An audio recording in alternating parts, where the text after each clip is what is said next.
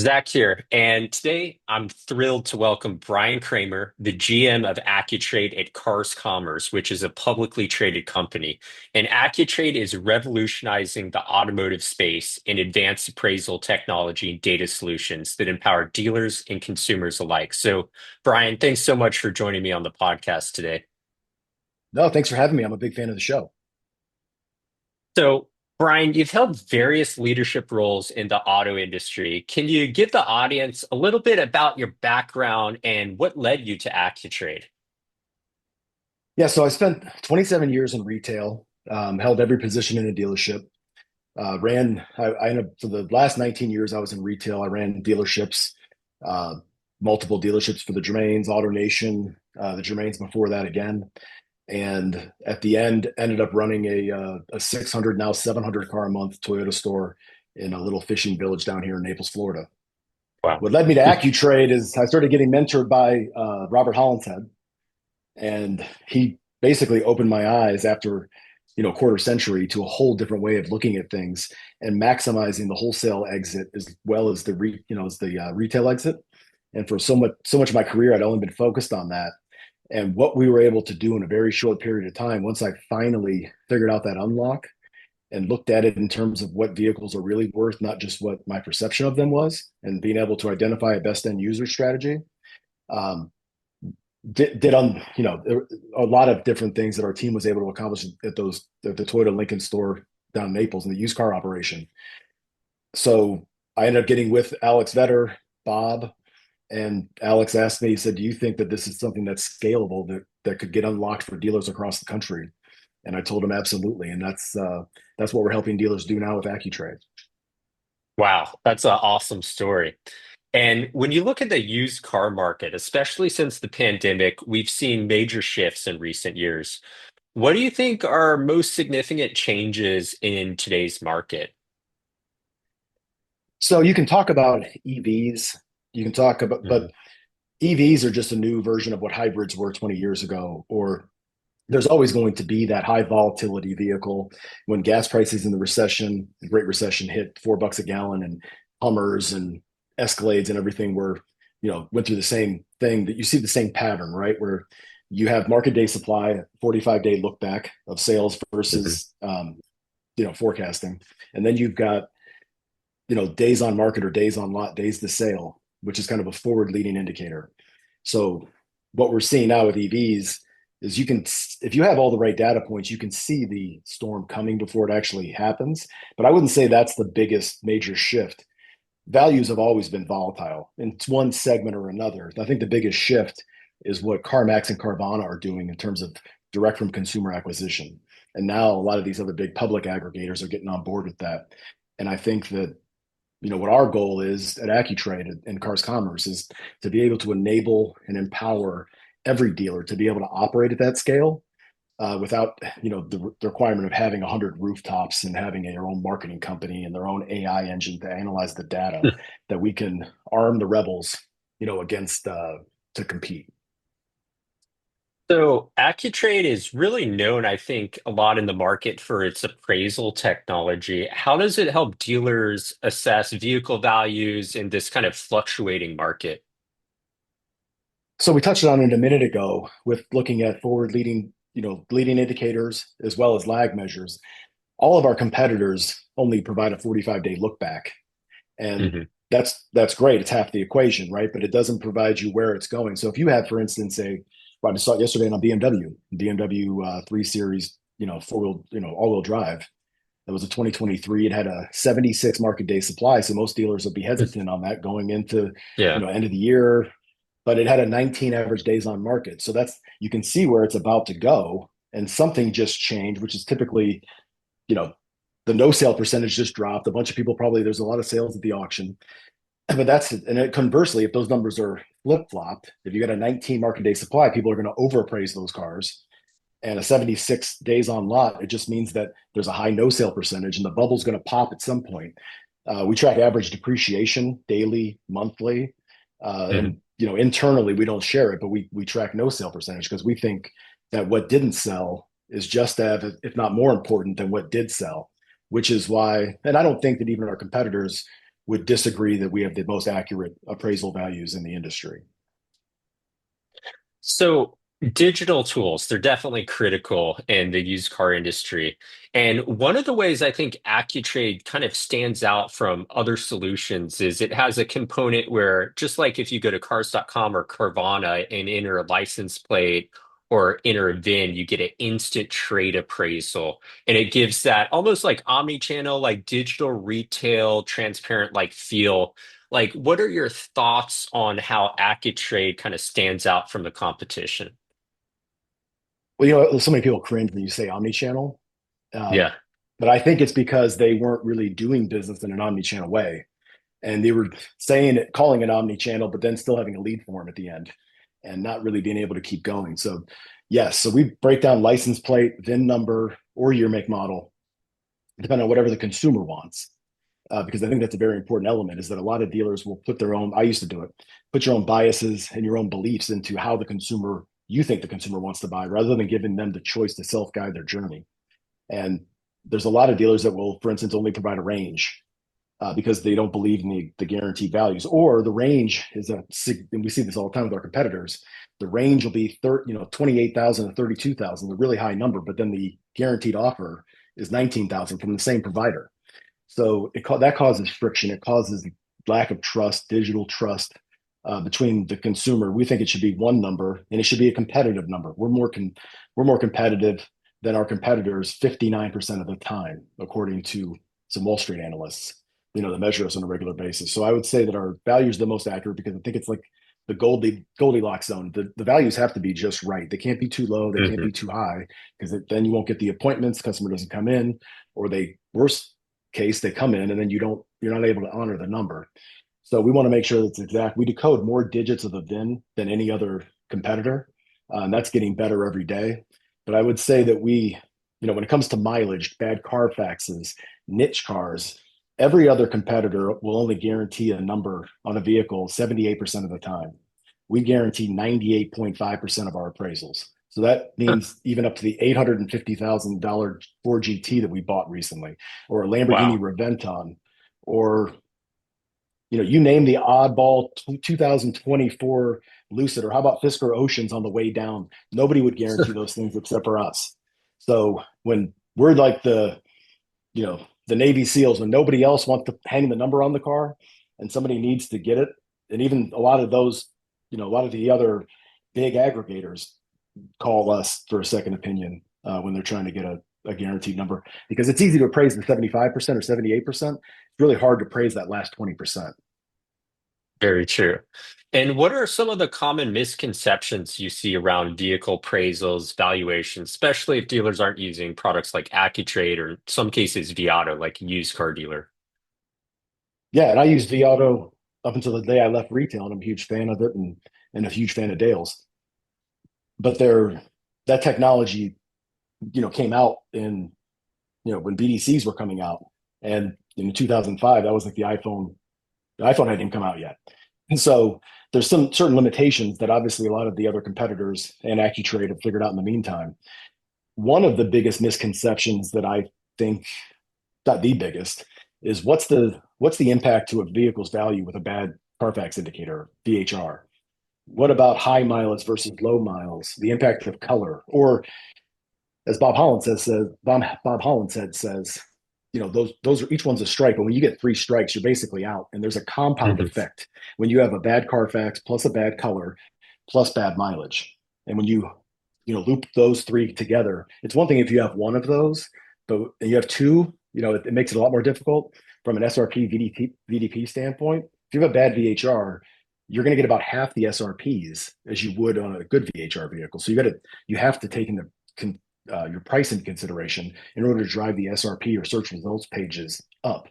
So I don't think that dealers take that into consideration, and there's not an automated way on the most difficult vehicles, especially luxury cars, exotics, to be able to Okay. account for a McLaren that's a 2-year-old McLaren with a bad Carfax that's been in a front end collision without airbag deployment, that's bright blue, with 48,000 miles on it.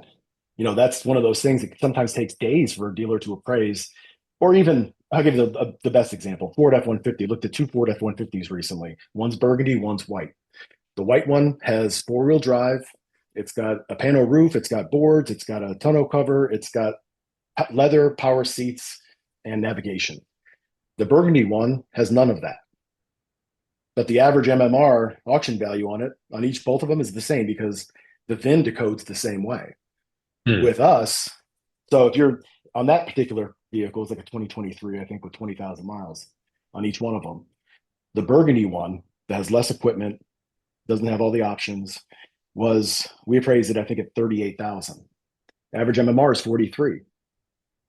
The white one was 47,000 with us. That's one of those situations where a dealer will go, oh, CarMax, Carvana, they're putting crazy money in the car. And they're not putting crazy money in the car. They know what that car will retail for, and they have more data available to them in the competitive sets.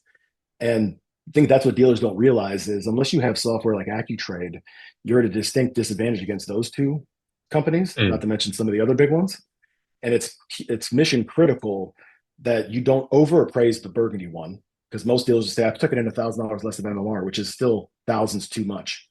But the bigger missed opportunity is not appraising the white one for the right money. And then it goes through the auction and nobody realizes why it's going through for that much money. And it's because they can only decode the VIN to a certain extent. So they don't know. So the deal with AccuTrade can acquire more aggressively or what they perceive as more aggressively because they already know what the exit is. So it is a distinct advantage. Yeah, no, that definitely makes sense. And I remember once Bob told me if you're not using a tool like AccuTrade to do vehicle appraisals, it's theft by ignorance. And Oh my I God, that's think that beautiful. might resonate with a lot of people listening. So, customer experience is becoming key for dealers. We see players like Carvana, for instance, in the marketplace. How does AccuTrade's tools enhance the appraisal and buying process? And we've talked a little bit about dealers, but on like the consumer side, the consumer experience. Well, to your point, Carvana's really figured it out. And obviously their acquisitions, they and CarMax are acquiring 85% plus of their inventory directly from consumers. Now, Carvana, when they were acquiring 12%, they were buying all those cars at the auction, or CarMax was. Everybody was, how are they doing? They weren't anywhere near as profitable. Now that they're, Mm. in the 80s, they're wildly profitable. And I think that that's the goal. That should be the goal for every franchise dealer. Now, how do you do that? You have to focus on the customer experience and work backwards. And you cannot use the trade appraisal process as a lead aggregation form. And we ask a few questions and then here, fill out your information, somebody will be in touch with you. You have to let the consumer guide the journey. They need to be able to adjust the miles up and down. It needs to be a self-service SaaS model that's very simple with it. And we just added an enhancement on the cars.com website because we're just relentlessly pursuing how can we eliminate one more click and still guarantee the offer and still be just as competitive because we want to get it down to where in our cars.com my garage that's live on the site now, the client, we already know the client's name, we already know the client's number, we already know their email address, we already know everything about them. We've already got it's got like a Carvana value tracker where you can get Hmm. updated on the values. But we believe that's the future of lead generation. First thing. Second thing is we're going to be integrating the ability for them to pull their own payoffs in a self-service manner.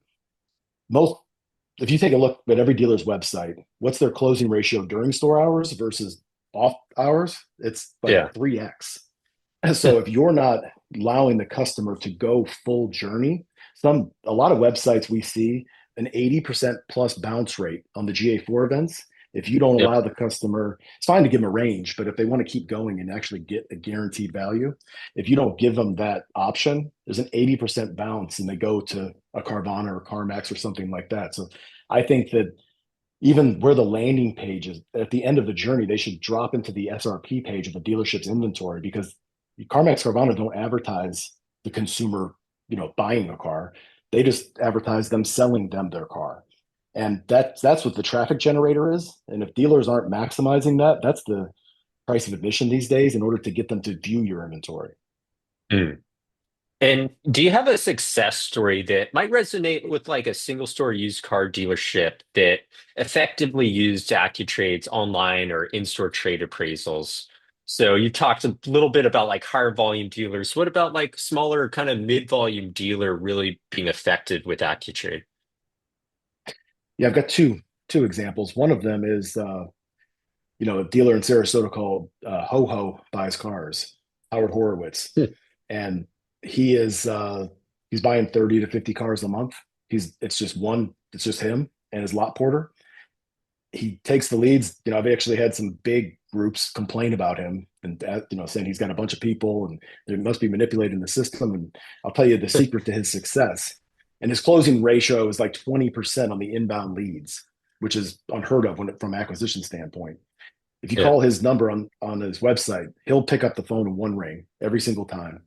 And if you're within an hour of him, he's going to come out to you to appraise your vehicle and buy it from you. And Hmm. everything he advertises is it's going to be the easiest experience. And they could go buy, from obviously there's a ton of dealers in Sarasota, Tampa area. But he says his value prop is not that he's going to beat CarMax by $500. It's that it's going to be the easiest, effortless car selling experience you've ever had. and Great. and he has repeats, referrals, and and he was buying all of his cars at the auction, a few $100. Now, obviously, his margins are a completely different story. But I mean, I could go on for days. But George Saliba, which everybody can follow, George Saliba, his last name's Saliba, On up in New TikTok, Jersey. right? JNS, yeah, on TikTok. I won't say the number, but it's in the four-digit number of how many inbound leads he gets through social media, his website, all through the AccuTrade portal. And as he's told me, he said, I manage all my prospects through the inbound. We've got it's similar to a CRM where you can see all the leads coming in and if they've been adjusted or not. But he also and you can text the offers, you can send condition reports right from within the tool. But what he's I mean, you've obviously seen his videos and how interesting that is. But if you think about $30 a lead, what he's able to do, he a obviously he's a great marketer, but he wouldn't be able to Mhm. handle all those unless he hired another 10 or 20 headcount in order to process all these guaranteed offers because he's doing what CarMax and Carvana are doing. He's letting the system appraise 80% of his cars. And he's doing exotics and all kinds of crazy stuff, but he's only getting involved on the 20%. The system takes care of the other 80%. So it really allows you to scale in a big way if you're short staffed and a smaller, like especially an independent. Yeah, those are two just awesome examples. And as we look to like 2025, what are some exciting things coming down the pipeline from AccuTrade standpoint? Well, probably the most exciting is something that we've been working on for it'll be 3 years here in March, is what we call IIP. It's Inventory Intelligence Platform. So I think that everybody would agree that AccuTrade is the most powerful vehicle acquisition platform from a decentralized way for sight unseen appraisals, websites, um, inbound buy centers, service drive acquisition. So but we haven't had the other half of the piece, which is syndication, pricing, Mm. AI based recommendations, so that everybody for the most part, I think knows what to do. But the amount of time it takes you to identify, so why is this car not selling? Why are the VDPs so low and the SRPs are high, or vice versa? Our system will tell you that. It'll say this, you're missing these three key options. Please add these to your merchandising text. AI based comment generators that are unique to whichever, to different search engines. But I think that not having to go search and identify and taking 10 minutes or 20 minutes a car to figure out as a used car manager why they're not selling when you get the bullets flying and you got inbound calls coming in and you're doing everything as a used car manager, right? Approving recon. We want to take as much of that off the operator's plate as possible and automate it with AI.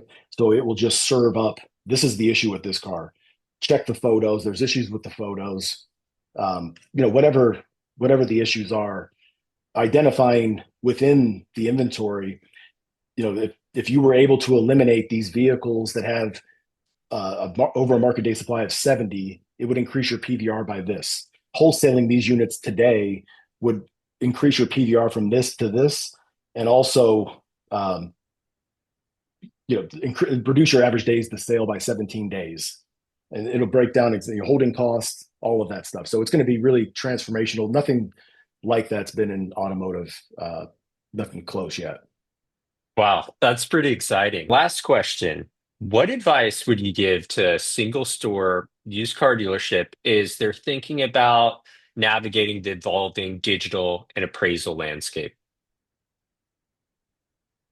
That's a great question.